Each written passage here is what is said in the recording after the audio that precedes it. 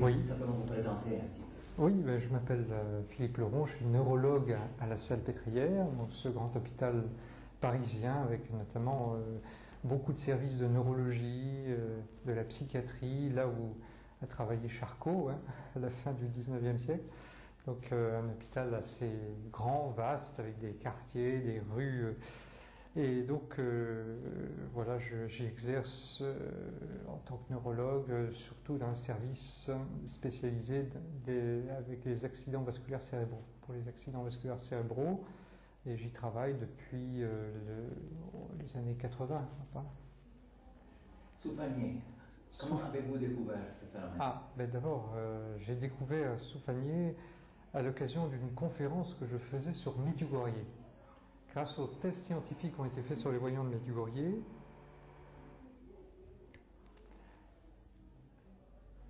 je reprends la question. Soufanier, comment l'avez-vous découvert, ce phénomène? Comment ai-je découvert Soufanier? Bien, je lis Chrétien Magazine assez régulièrement, et puis certains amis m'en avaient parlé. J'ai eu l'occasion de faire une conférence sur Medjugorje, sur les tests scientifiques effectués par le professeur Henri Joyeux, son équipe médicale. Et à la fin de cette conférence, quelqu'un vient me présenter le père Elias Sarhlaoui, qui avait assisté à la conférence. Et là, à la fin de la conférence, il vient me parler des phénomènes de Damas. Je dis, merveilleux, très bien, j'écoute, et puis il me donne le livre de Christian Ravaz, qu'avait fait Christian Ravaz, le directeur de Chrétien Magazine, sur Soufanier.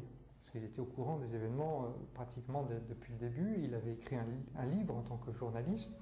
J'ai donc lu ce livre dans les jours qui ont suivi. Cela m'a passionné et je me suis dit, en lisant le livre, c'était à la fin de l'année 89. Je me suis dit, fin de l'année 89, en lisant ce livre, il faut faire attention, à Pâques 90, il peut se passer des choses importantes à Damas. Pourquoi? Parce que c'est une année où la fête de Pâques tombe le même jour pour les catholiques et les orthodoxes. J'avais lu dans le livre de Christian Ravaz que déjà en 84, en 87, des années analogues avec cette simultanéité de dates, Myrna avait eu l'ouverture de Stigmate, avait eu des extases, donc je me suis dit, à Pâques 90, il peut très bien y avoir les mêmes phénomènes et ça serait vraiment intéressant d'y aller, de voir sur place comment se déroule l'ouverture de Stigmate, de voir, déjà si elles ont lieu, et puis d'apprécier médicalement et aussi comme croyant tous ces phénomènes. Donc j'ai tout de suite décidé d'y aller et ça s'est présenté avec un groupe de Français, une douzaine de Français qui connaissaient déjà le Père Elias, chez lequel le Père Elias pouvait se réunir, et nous avions effectivement décidé de faire un pèlerinage à 13 Français, nous étions 13 en fait, pour cette Semaine Sainte 90. Voilà comment j'y suis allé, très vite. Donc c'était une initiative personnelle? Ah oui, oui, tout à fait, là, bien sûr. Et vous êtes allé plusieurs fois à Soufanier? Eh bien non, j'y suis allé une deuxième fois en 96, donc je ne suis pas allé tous les ans. Et puis la troisième fois, c'est donc cette année, Pâques 2001. Après avoir été en 90, vous avez laissé certains documents comme...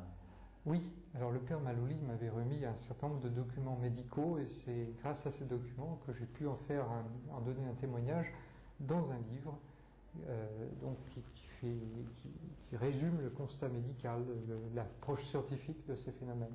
Et une vidéo aussi, si alors une vidéo qui était plus un reportage sur place, quoi, un reportage pris sur le vif, si je puis dire, avec Guy Fourman, nous avions filmé, donc sans avoir tellement l'expérience de la vidéo d'ailleurs. Et ce film n'était pas en fait un film scientifique, c'était destiné à traduire ce que nous avions vécu durant cette Semaine Sainte. Donc plus un reportage. Oui. C'était un reportage témoignage. Voilà, c'est ça.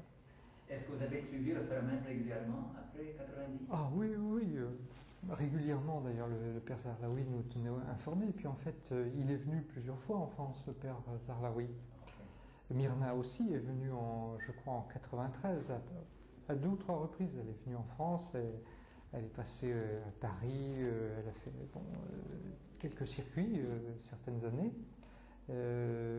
Une fois, je crois que c'était même une escale pour elle avant de partir au Canada. Hein. Parlez-nous de ce que vous avez vécu en 90.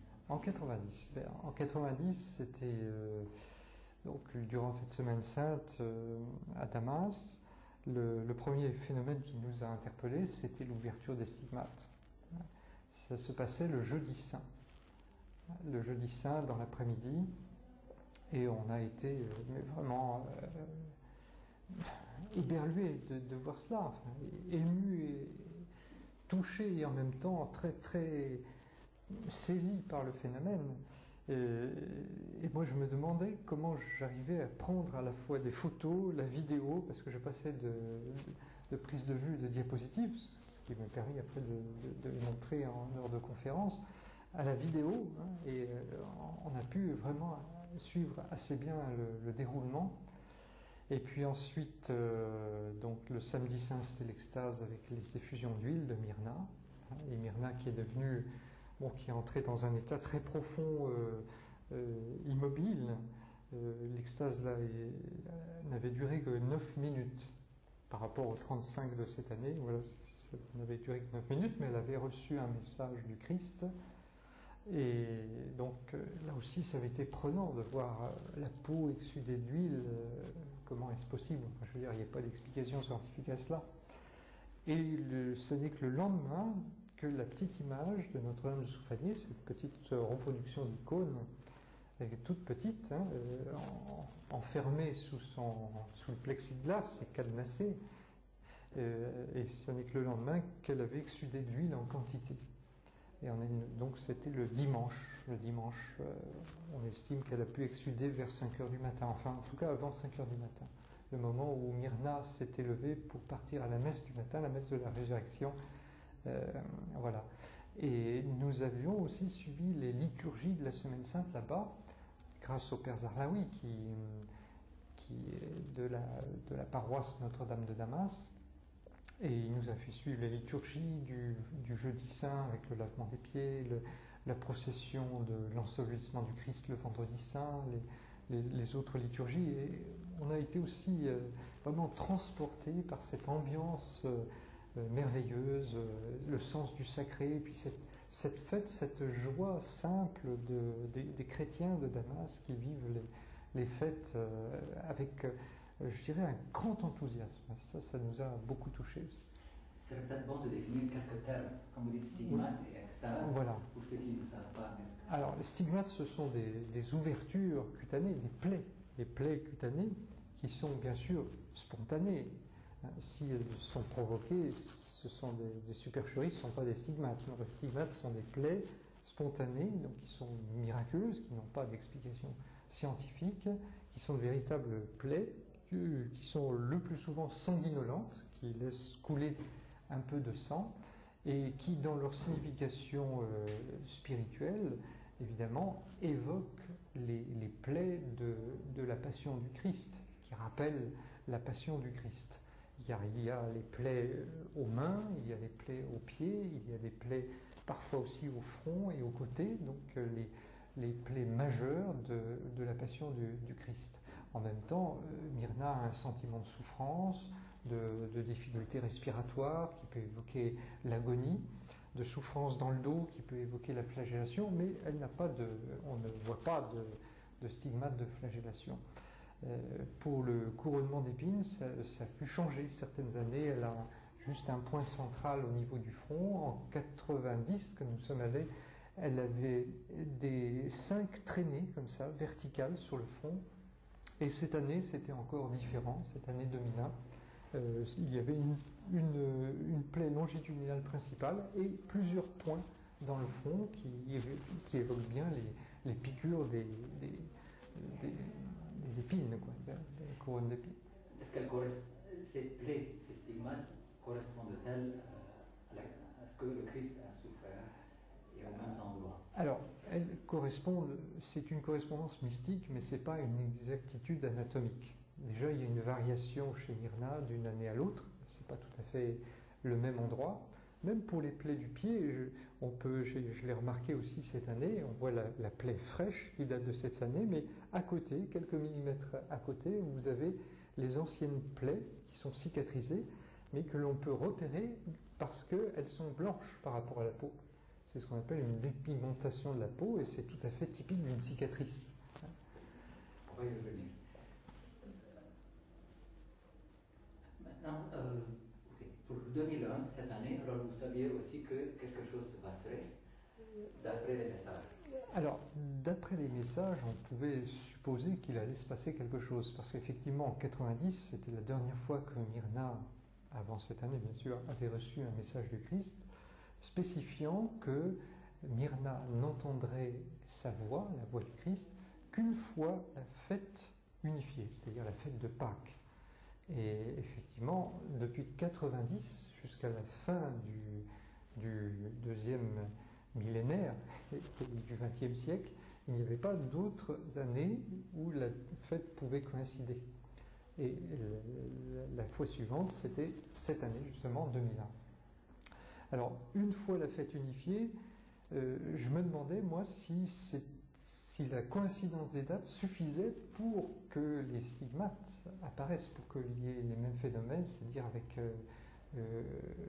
une apparition du Christ, en tout cas un message du Christ, et ce qui pouvait accompagner, c'est-à-dire les stigmates du jeudi saint et l'extase du samedi saint avec l'effusion d'huile. Je me demandais si ça suffisait qu'il y ait une coïncidence, puisque le Christ avait dit une fois la fête unifiée.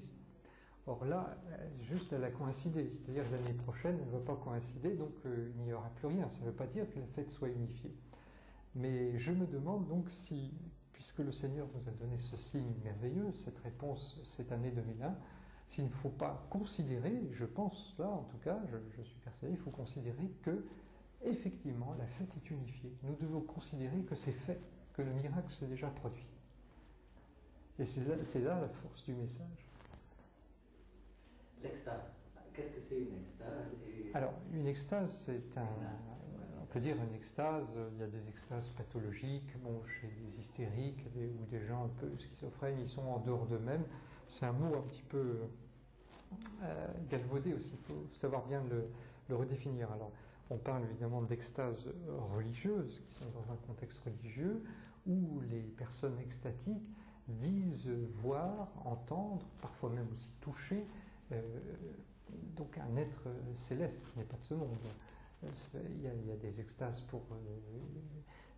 avec des apparitions de saints, de la Vierge Marie, qui sont très courantes, plus courantes, et aussi par rapport au Christ.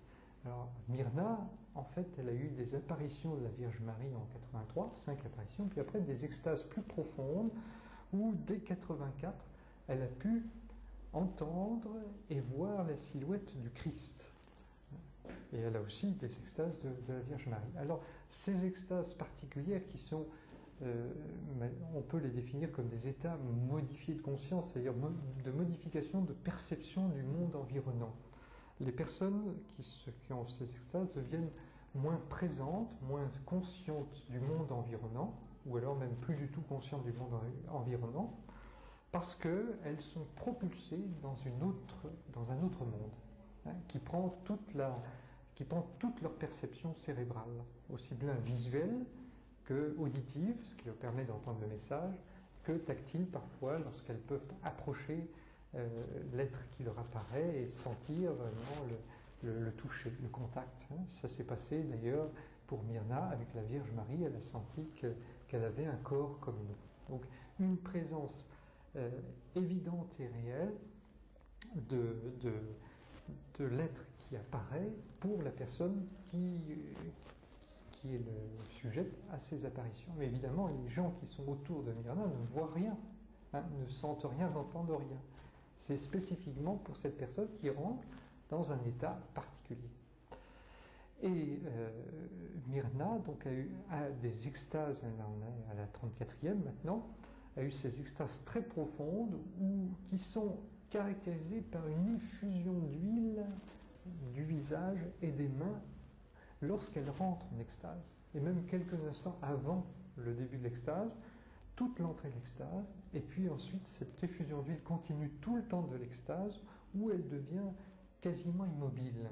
Donc on est obligé de l'allonger puisque elle ne peut plus tenir debout, hein.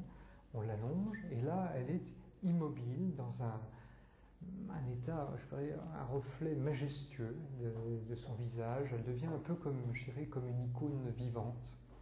Et à plusieurs reprises, elle a eu d'ailleurs l'attitude de la main du Christ bénissante, hein, comme font les prêtres byzantins à la fin de la messe. Ils bénissent les fidèles avec cette attitude du doigt, de l'index droit et du majeur plié, incliné en X, ce qui fait un X, et le X est la première lettre grecque du Christ, hein, c'est le qui grec. Alors ce X symbolise le qui grec, donc c'est la bénédiction qui vient du Seigneur. Et Myrna a eu à plusieurs reprises cette attitude. Et en 90, elle l'avait, effectivement. Elle a eu une extase où elle a eu à un moment donné la main qui était repliée comme ceci, avec les deux derniers doigts repliés, et puis l'index et le majeur en X. Et elle avait fait d'ailleurs un grand signe de croix, très lent, devant les personnes qui étaient présentes. Et son visage est imbibé d'huile. Et son visage imbibé d'huile. Donc c'est comme une icône miraculeuse, et comme une icône vivante, miraculeuse, puisque en Orient, il y a des icônes qui sont miraculeuses, qui exsudent de l'huile.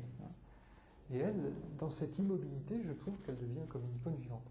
Alors, voilà, c'est un peu ce que je peux constater. Sur le plan médical, évidemment, on pourrait se dire, mais qu'est-ce qui se passe? Elle est vraiment dans un état modifié de conscience, puisque à un moment donné, il y avait des chirurgiens qui avaient même fait des piqûres presque sanglantes, et elle ne réagit pas, donc elle ne sent pas. Évidemment, elle ne voit pas le monde environnement, mais elle a les yeux fermés, donc on ne peut pas vraiment apprécier la vision scientifiquement. Il faudrait qu'elle ait les yeux ouverts. Mais elle nous parle, elle nous relate après une rencontre spéciale avec le ciel. Elle est baignée de lumière. Et souvent, elle voit le Christ comme une silhouette lumineuse, encore plus lumineuse que le bain de lumière où elle est. Et elle entend profondément une voix assez forte, une voix masculine assez forte, qui semble venir du cosmos, qui semble venir vraiment de très présente, mais en même temps venant de dimensions qui nous échappent. Oui, donc ça en fait des phénomènes dans une seule personne, le lit, oui. l'extase, les stigmates, des visions, des apparitions. Tout à fait. Est-ce qu'il y a des cas comme ça similaires dans les dossiers de l'Église ou dans les archives médicales? C'est plutôt dans les archives médicales, je n'en connais pas. Pour moi, ce serait le premier cas. Qu'il y ait des cas de stigmates, évidemment, des personnes qui ont eu des stigmates, on en a recensé. Hein. Il y en a peut-être plus de 500 depuis saint François d'Assise, qui était le premier stigmatisé connu. De façon contemporaine, peut-être qu'il en existe quelques dizaines actuellement des stigmatisés. Mais des stigmatisés qui ont à la fois des effusions d'huile, ça c'est tout à fait remarquable du visage, je crois que je ne connais pas. C'est un phénomène tout à fait unique. Les plaies en 1990, on voyait qu'avec les années, en 84, 87, oui. C'était en ordre croissant, plus dense, oui. plus profond, le sang était plus riche, plus volumineux. Ah oui. Cette année, en 2001, on dirait que tout est très différent de 90. Au lieu d'aller vers une croissance plus accentuée, on dirait qu'il y a une sorte de régression. Est-ce que vous avez remarqué ça? Oui, enfin non, je sais pas. J'ai constaté que c'était un peu différent, mais je crois que c'est en 84 que la plaie du côté était très profonde. Elle avait été très profonde. Et à tel point que quelqu'un avait dit mais il faut la faire opérer tout de suite, recoudre la plaie à l'hôpital. Et le mari de Myrna, Nicolas, avait dit oh non, celui qui a ouvert la plaie la refermera. Ah, c'était beau, mais c'était une plaie très profonde. Alors qu'en 90 et cette année, je me souviens que les plaies du côté étaient identiques, des plaies très superficielles, mais finement dessinées et qui mesurent 12 cm de long. Alors pour cela, je peux dire que c'était la même chose en 90 et il y avait un peu de sang sur son linge. Hein. Par contre, c'est vrai qu'au niveau des pieds, on a vu l'ouverture des plaies, mais il n'y a pas eu de sortie de sang. Il n'y a pas eu le sang n'a pas coulé. Voilà, mais on voit bien que c'est une ouverture fraîche parce que j'ai pu observer à un moment donné, elle passait un pied sur l'autre et ça a tiré un petit peu la peau de sorte que la plaie s'est écartée. Et j'ai très bien vu que c'était du sang frais à l'intérieur. Et ça ne sortait pas. Et il ne sortait pas. Est-ce que Voilà. c'est normal?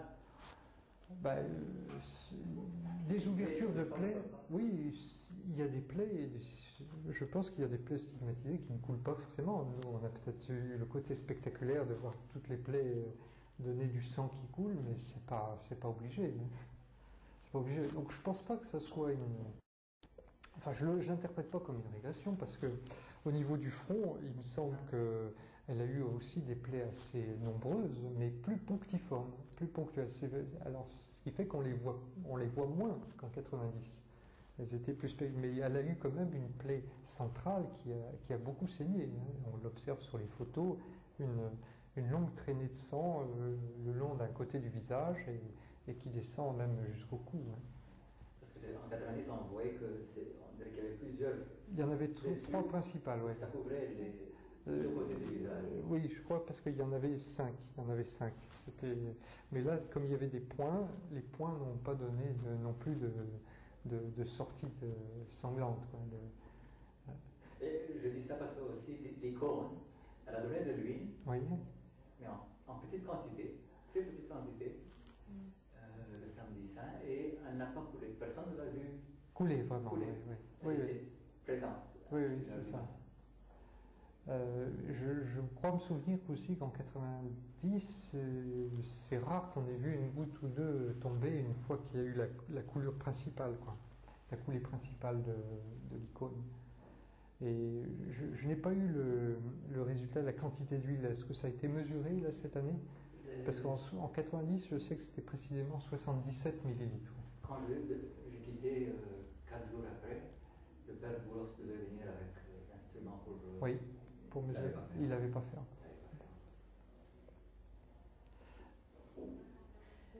Mais je crois quand même que, bon, par rapport à la question sur une régression, on peut dire que ce qui est arrivé, c'est une anticipation de ce qui doit venir.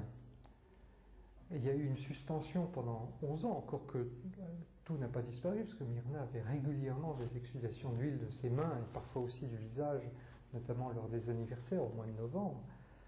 Donc le phénomène n'était pas arrêté. Et là, il y a au contraire un encouragement par rapport à l'unification des fêtes de Pâques. Parce que je crois que l'essentiel aussi, c'est le sens qui est donné par ce signe, le sens de l'unité des chrétiens, le sens de la communion des saints, le sens de la sanctification des familles, le sens évangélique. Et puis surtout, cette année, les événements prennent un relief singulier parce qu'ils ont précédé de peu la venue du pape à Damas. Il y a un message que j'aimerais que vous donniez un petit peu votre avis aussi. Quand la Vierge dit à Myrna, quand elle était en état d'extase, descends et dis-leur que tu es ma mère, que tu es ma fille avant d'être la leur. D'accord, descends, oui. Parce que effectivement, dans l'extase, Myrna a bien pu observer cette année, elle a été surprise de voir le Père Malouli au paradis, donc elle a été transportée au paradis. C'est comme Saint Paul qui dit, et qui parle d'une personne qu'il ne veut pas nommer, mais c'est lui, je ne sais plus dans quel épître, en disant je connais très bien quelqu'un qui est monté, est-ce au 3e ciel, je ne sais pas, mais enfin il est monté. Donc après être monté, il faut bien redescendre, après, dans notre condition terrestre. Et donc effectivement, pour Myrna, ça doit bien sembler être une redescente dans notre monde actuel, qui est d'ailleurs pas facile à assumer lorsqu'on a connu de telles minutes aussi exaltantes, quoi. Vous avez examiné Myrna plusieurs fois. Oui. Quelle maladie peut-on exclure? Elle est d'un tel naturel que effectivement, elle n'a aucun trouble psychiatrique ni même psychologique. Elle n'a aucune tendance à l'hystérie et encore moins à la schizophrénie. Donc, c'est une femme tout à fait naturelle, normale. Quelqu'un avait dit une fois, je crois, désespérément normale, mais qui est simple surtout, qui est souriante, accueillante, qui veut absolument pas se mettre en avant, ni se considérer comme une vedette. Donc elle a vraiment une qualité d'équilibre qui est merveilleuse. Cette qualité d'équilibre donne en lui-même un témoignage du côté juste des choses chez elle. Plusieurs des messages, Jésus et Marie lui disent n'aie pas peur, je te donnerai mon cœur, donne-moi ton cœur, nous sommes avec toi. Des dizaines de fois, on a raconté ça. Est-ce normal d'avoir si peur après avoir vécu et avoir touché un peu le ciel, d'après vous? Non, on ne pourrait pas dire ça, mais la première surprise, effectivement, c'est une réaction de peur. Lors de la première apparition de la Vierge Marie, Myrna a eu peur, elle s'est enfuie. Et c'est le Père Zalaoui qui l'a rassuré en disant, mais prépare-toi par la prière à accueillir, on ne doit pas avoir peur de sa mère. Elle a eu peur parce que elle a vu une dame qui est d'une beauté qui n'est pas de ce monde, donc c'est pas habituel. On a peur de ce qui est inconnu et inhabituel, puisque nous vivons la vie religieuse par la foi simplement, donc on n'a pas l'accès direct par les yeux, par les oreilles, c'est dans la foi qu'on vit la relation au ciel. Et quand d'un seul coup le ciel fait irruption, eh bien l'homme a une réaction de peur. On le voit à plusieurs reprises dans la Bible, lors d'apparitions d'anges, même des anges, dans l'Ancien, dans le Nouveau Testament, ils disent aussitôt « n'ayez pas peur, n'ayez pas peur, n'ayez pas peur ». Alors on retrouve le mot « n'ayez pas peur », cette formule-là, très souvent dans la Bible. C'est par rapport à cette réaction instinctive de l'homme qui peut-être c'est une marque depuis le Jardin d'Éden, d'être en retrait par rapport aux visions célestes, par rapport à la présence de Dieu. Et donc le ciel nous demande de faire l'effort de ne pas avoir peur, de vaincre cette réaction instinctive et d'être dans la confiance et dans l'amour, puisque l'amour parfait bannit la crainte, bannit la peur. Mais c'est tout un apprentissage, il y a toute une pédagogie pour cela, et je trouve qu'il est heureux, il est normal que par ces messages, cette pédagogie nous soit réenseignée, nous soit rappelée. Vous avez lu le message, le dernier message? Oui. Aimeriez-vous faire quelques commentaires dessus? Eh bien, je crois que le commentaire que je peux faire, enfin, modeste commentaire, parce que ça serait plus du ressort du théologien, donc ça serait plutôt une impression qu'un commentaire. J'aimerais mieux plutôt me situer à une impression toute personnelle, modeste. Évidemment, le message montre l'importance du signe qui est donné à Soufanié et de ne pas le négliger, qu'il faut témoigner, On pourrait dire, comme dit saint Paul, à temps et à contre-temps. Mais en même temps, évidemment, ce qui est souligné, c'est le rôle de la Vierge Marie qui intercède, qui est notre médiatrice, notre avocate, qui est mise en avant. La présence du Christ auprès de Myrna y est soulignée. Elle va pouvoir davantage entendre sa voix. Donc tout ceci me montre me fait penser, en tout cas je le redis comme tout à l'heure peut-être, que si le signe nous est redonné à Pâques 2001, c'est pour montrer que ce n'est pas juste pour signifier la coïncidence des dates de fête de Pâques. C'est un début, peut-être préliminaire ou prémonitoire, de l'unité des chrétiens, de l'unification de la fête de Pâques qui est demandée. Et peut-être faut-il le prendre, non pas comme une prière à l'unité en disant il faut qu'on prie pour l'unité, mais il faut le prendre dans le sens d'une prière plus forte encore, une prière dans la foi, où quand on vit les choses dans la foi, on est sûr que c'est déjà arrivé. Donc il faudrait, je pense, être sûr déjà que l'unification est déjà arrivée, que l'unification de la fête de Pâques, en tout cas cette première étape, avant l'unité des chrétiens, et que l'unification soit déjà faite et qu'elle parte de Damas, enfin qu'elle ait lieu à Damas, là où ça a encore résisté. Puisqu'on l'annonçait d'année en année, le Père Zarlaoui nous dit peut-être que l'année prochaine on pense que Pâques sera fêté ensemble, avec la même date pour les catholiques orthodoxes. Et puis d'année en année, c'était remis. On ne voyait pas ça arriver. C'est 11 années entre 90 et 2001. Alors peut-être que, comme en Égypte, comme en Jordanie, on peut vraiment croire que Damas aussi va vivre la même fête de Pâques. pour ces différentes communautés, puisqu'ils sont nombreux. Il y a des catholiques, des orthodoxes, mais il y a aussi plusieurs patriarcats orthodoxes.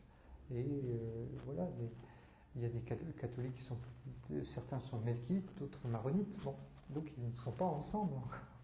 Et il faut que la fête de Pâques ait lieu le même jour, soit fêtée ensemble. C'est le début de l'unité. Donc je crois qu'il faut. Je l'ai pris un peu comme un appel à croire que c'est réalisé. Il y a un patriarche, le nouveau patriarche melkite, qui a déclaré en présence du pape et des patriarches orthodoxes que dorénavant il fêterait Pâques ensemble avec les orthodoxes. Ben voilà. Donc, vous voyez, s'il l'a dit, ça veut dire que on avait bien de raisons de croire que c'est réalisé.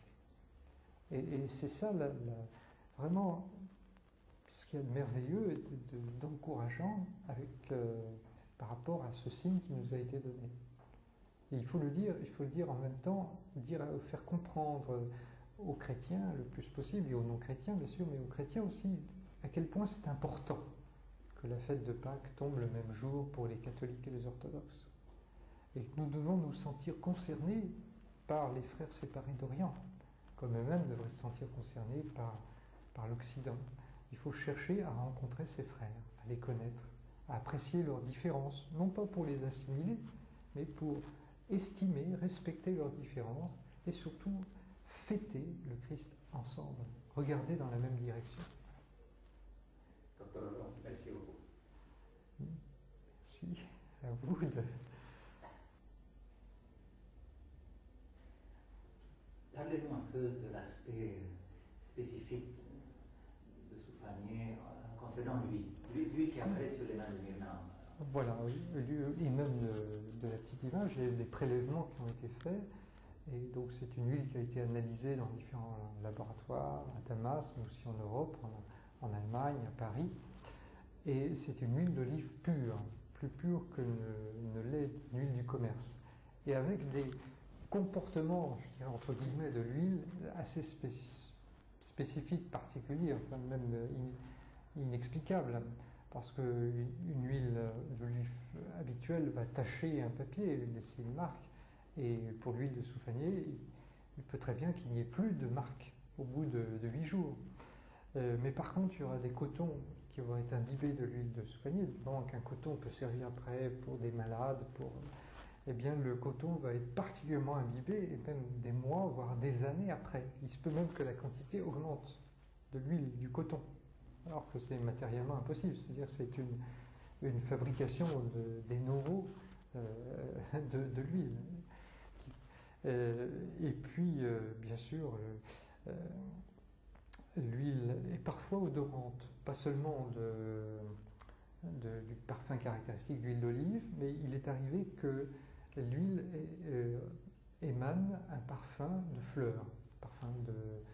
Alors, je ne serais pas assez spécialiste pour l'identifier, mais enfin, un parfum de fleurs très, très agréable, très, très prenant, enfin, tel qu'on ne peut pas le trouver facilement, en tout cas, peut-être pas le trouver du tout, même sur Terre. C'est quelque chose d'étonnant.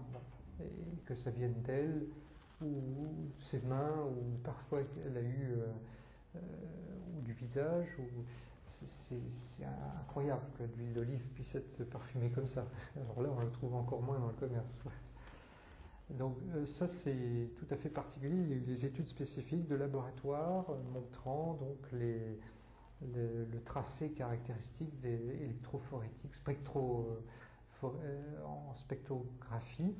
On fait un spectre à la lumière, on identifie exactement les composants de l'huile d'olive. Donc là, il n'y a pas à sauter, c'est exactement ça. Alors l'huile d'olive est évidemment d'origine végétale, hein, et il n'y a aucune explication pour que la peau, un être humain, puisse produire de l'huile végétale.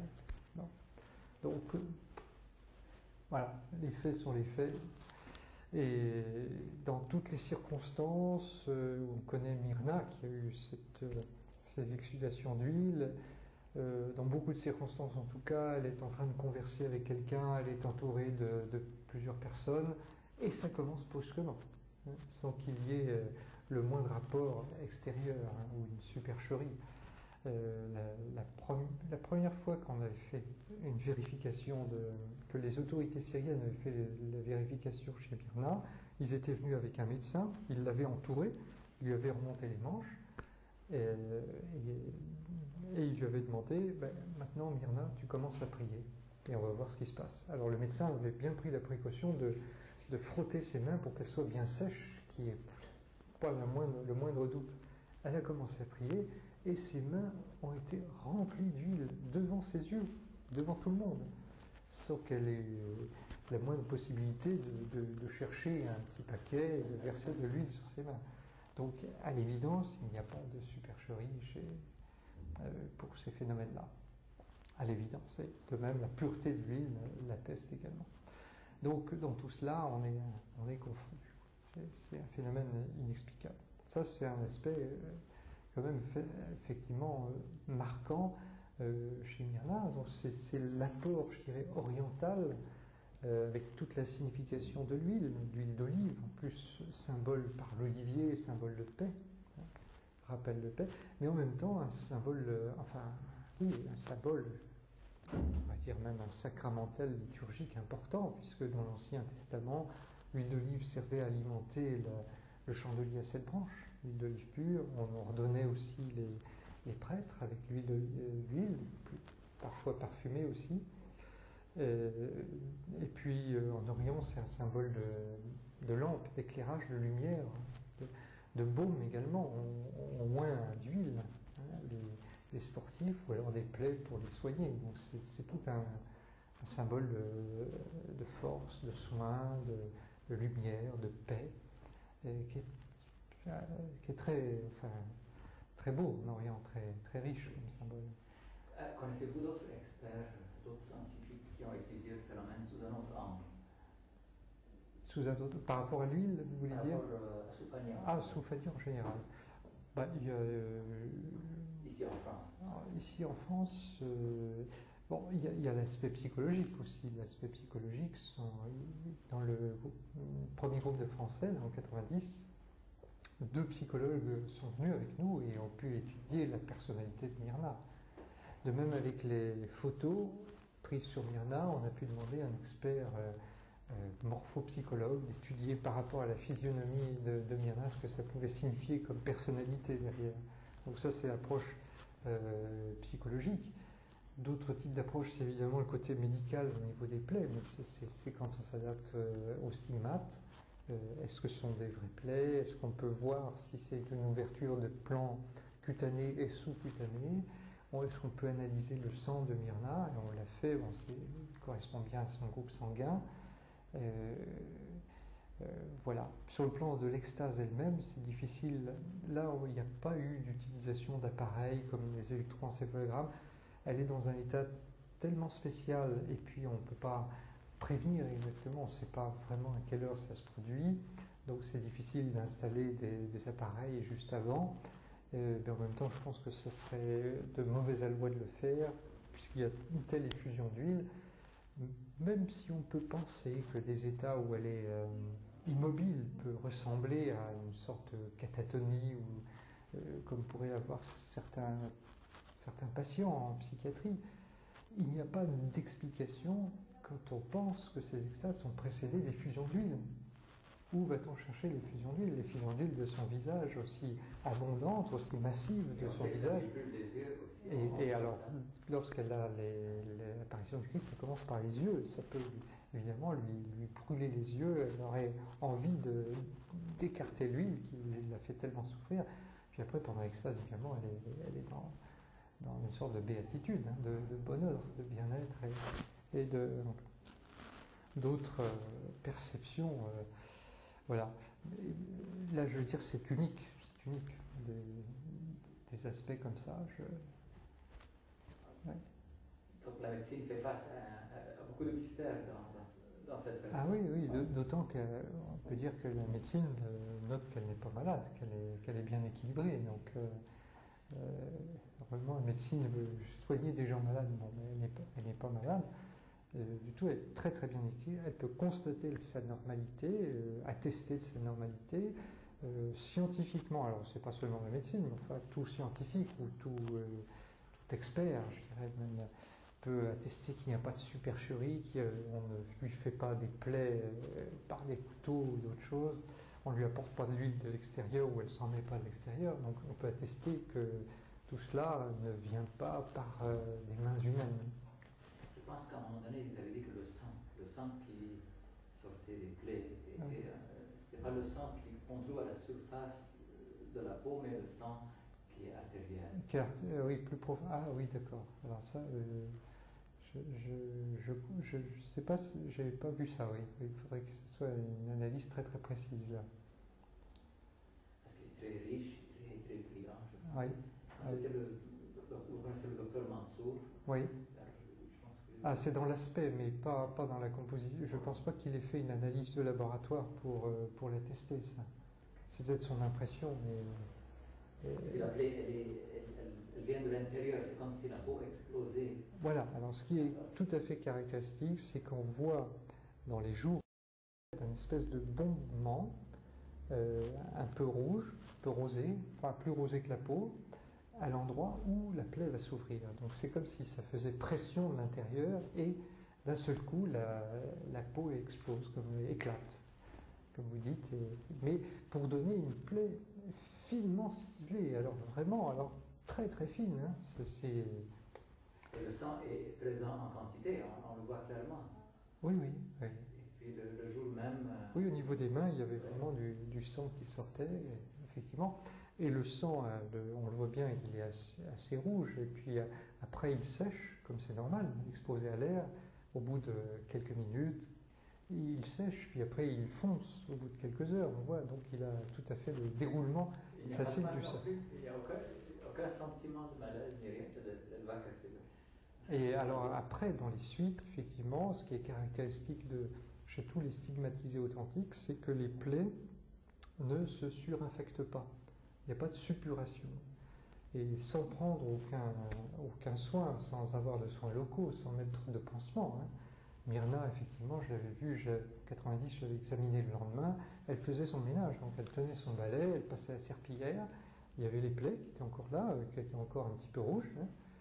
Pas de sang, mais c'était le côté inflammatoire de la plaie, il y a une petite réaction, mais aucune suppuration, et elle ne met aucun produit pour désinfecter, hein, et rien pour couvrir la plaie. Et puis la cicatrisation se fait très bien. Il y a eu des cas où la cicatrisation était très rapide, même le soir même. Et ce que j'ai pu observer là, c'était une cicatrisation normale dans les délais, mais sans aucune surinfection, alors qu'elle ne prenait aucun soin médicaux pour se ménager ses plaies. Oui. Pas de pansement, rien, pas d'antiseptique. Alors d'après vous, l'année prochaine, vivra-t-elle les stigmates de nouveau? Mais d'après moi, oui, parce que si la fête est unifiée, ça veut dire que le Seigneur va lui parler et ça va être un témoignage. Je pense qu'après, il peut y avoir des grandes avancées pour l'unité. Et au niveau de la science, pensez-vous qu'elle pourrait en profiter pour faire des études un peu plus approfondies sur la personne de Myrna? Au niveau de la science, oui. Alors là, je pense que peut-être pas tellement la science elle-même, mais s'il y avait des commissions qui étaient demandées par les autorités ecclésiastiques, il serait peut-être utile de faire des tests plus approfondis, de développer les tests, hein, de développer des tests qui sont codifiés comme on peut le faire dans les centres hospitaliers, hein, à savoir sur le plan psychologique, peut-être faire une batterie de tests pour confirmer sa normalité, mais ce qui est vrai dans les faits, puisque les mères de famille, on a un recul maintenant de presque 20 ans de ces phénomènes, et qu'en plus elle supporte tout cela avec l'accueil chez elle, la maison ouverte, dans la gratuité la plus complète, hein, et avec une patience inouïe, avec une faculté d'accueil qui est merveilleuse.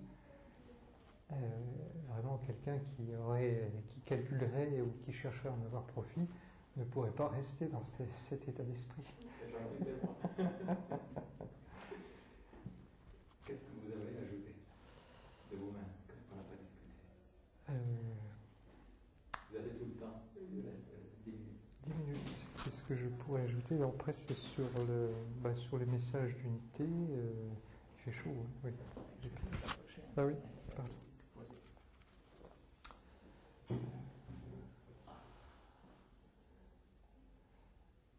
Oui, enfin je pense que c'est chez Guy, oui.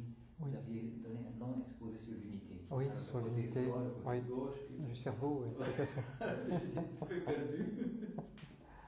Puis après, vous avez parlé un petit peu de Myrna. Oui. Non, un auditoire plus général. Un auditoire plus général, on peut dire que Myrna est vraiment une prophète de notre temps. Qu'elle reçoive ces messages de demande du Seigneur. C'est arrêté. Comment ? C'est arrêté. C'est arrêté. Oui, c'est pour vous donner un peu de temps pour... Oui, je pense que... donc ça peut être... Pour l'Occident, par exemple. Oui, c'est ça. C'est les messages et les valeurs qui nous rappellent certaines valeurs qu'on a perdues. Oui, oui. Notions. Et puis c'est aussi par rapport à l'unité, c'est très important où le Christ dans la prière sacerdotale au Père a dit que pour que le monde croie que Jésus est le Messie, il faut que les chrétiens soient vraiment dans l'unité. Or, ils se sont défaits, l'unité s'est cassée dans l'histoire.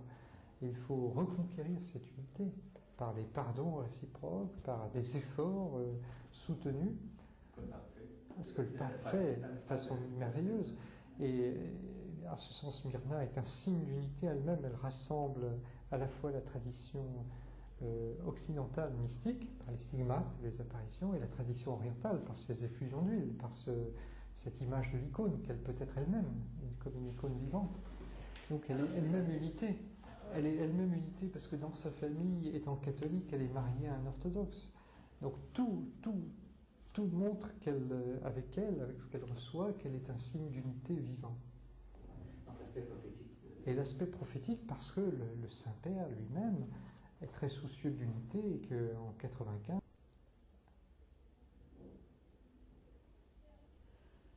Alors pour conclure, pourriez-vous peut-être nous parler un peu de l'aspect prophétique de Myrna et des messages qu'elle reçoit? Oui, eh bien oui, on peut dire que Myrna est une prophète de notre temps, car elle reçoit, par ces phénomènes extraordinaires, des témoignages en faveur de l'unité des chrétiens, et ce qui est tout à fait cohérent et évangélique. Il faut faire référence, bien sûr, à l'évangile de Saint Jean, au chapitre 17, quand Jésus, dans la prière sacerdotale au Père, demande que ses disciples, tous les chrétiens, soient un, qu'ils soient vraiment unis, qu'ils montrent un témoignage d'unité pour que le monde croie que Jésus est le Messie, est bien le Messie. Or, de nos jours, qu'est-ce que l'on voit avec l'athéisme qui augmente, avec les sectes, avec d'autres religions? Le témoignage de Jésus ne bat pas son plein.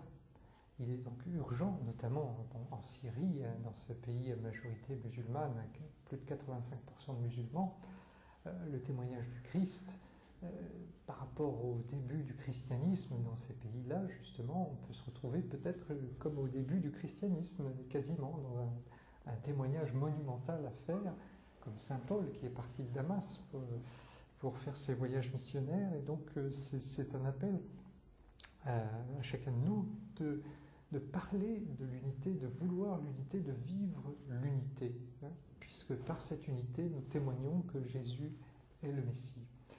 Et que Myrna soit prophète avec tous ces signes, on ne peut pas en douter quand le Saint-Père lui-même a écrit l'encyclique sur l'unité, Ut Unum Sint, car il cite avec ces trois mots, il cite les prières sacerdotales au Père, justement, et le Saint-Père lui-même a écrit cette encyclique pour vraiment inciter l'Église occidentale, l'Église catholique, surtout occidentale, à prendre conscience de la nécessité de se rapprocher, de s'unir avec les frères d'Orient. Le Saint-Père a exprimé plusieurs fois que l'Église ne pouvait vivre vraiment qu'en respirant avec ses deux poumons, le poumon d'Orient et d'Occident. Et donc ces frères séparés d'Orient, eh bien, on ne peut pas admettre, on ne peut plus les admettre de façon séparée. Il faut qu'ils soient réconciliés, il faut qu'il y ait un rapprochement, une unification. Et la fête par excellence du christianisme, c'est la fête de Pâques, la fête de la résurrection. Évidemment, le symbole de l'unité pourrait commencer, doit commencer par la fête de Pâques, par une même fête, alors qu'elles sont séparées à cause de calendriers différents. Donc déjà, unir la fête, c'est le symbole de l'unité des chrétiens. C'est un début de l'unité des chrétiens, avec notamment les frères séparés d'Orient, les orthodoxes, qui gardent le calendrier julien. Donc Myrna en Orient, au Proche-Orient, aussi dans cette région qui est très troublée, qui est très menaçante, invite à la paix, invite à la réconciliation, invite à l'unité. Donc on peut penser que c'est aussi bien ciblé par rapport donc à cette région du monde qui est très troublée. Et comme il y a déjà eu des apparitions au Rwanda, des apparitions à Medjugorje, où la Vierge avait lancé un appel à l'unité, un appel à la paix, à la réconciliation, qui n'a pas toujours été entendu, qui n'a même d'ailleurs pratiquement pas été entendu sur place, dans les pays mêmes, puisque les gens viennent de loin, mais c'est pas forcément nul n'est prophète en son pays. On peut dire que c'est un peu la même chose pour les apparitions, elles ne sont pas assez bien reconnues dans le pays même qui en aurait besoin. Donc ces appels à la paix, à la réconciliation, à l'unité, je crois que c'est une urgence dans notre monde et on ne doit pas négliger les signes qui nous sont donnés par le ciel dans ce sens-là, car ils correspondent tout à fait à une réalité évangélique, à un rappel évangélique, à vivre l'évangile tel qu'il nous a été donné. Ce n'est pas un nouvel évangile, c'est vraiment un rappel des vérités évangéliques que nous devons vivre pleinement. Donc ça, c'est sans hypocrisie, c'est en allant peut-être vers l'inconnu. C'est ça qui, quand on ne connaît pas les gens, on a un peu peur. C'est un peu ne pas avoir peur de faire l'unité, justement oser franchir les barrières des langues, des différences de langue, des différences de coutumes, des différences de rituels, pour oser rencontrer l'autre et oser vivre ensemble ce qui est essentiel, c'est-à-dire l'essentiel pour le chrétien, c'est que tout soit centré sur l'Eucharistie.